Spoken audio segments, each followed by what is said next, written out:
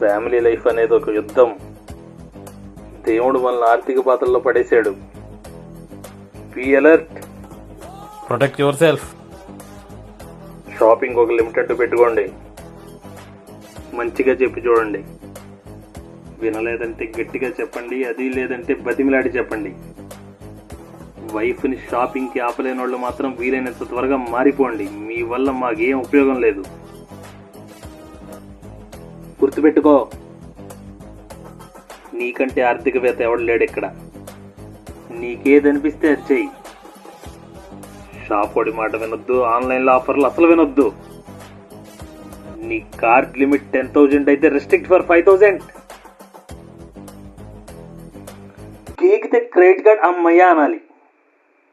చల్.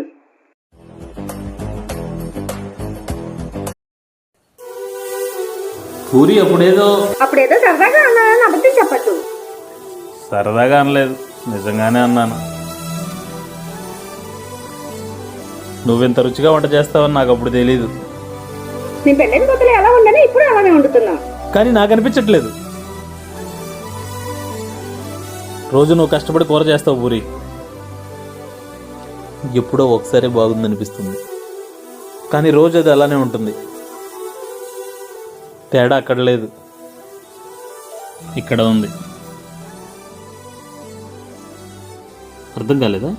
నీ వంట బాగాలేదన్నాడని కదా వాడి మొహం పాల్గొట్టింది. ఆ రోజు నీ వంట ముట్టుకోలేదని అడుక్కునేవాడిని తిట్టింది.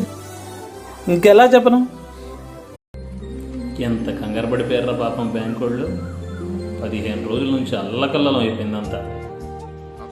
ఏదైనా భలే జరిగిందిరా, భలే కాపాడింది బ్యాంక్. అలా ఉండాలి, అది ఉంటే చాలరా.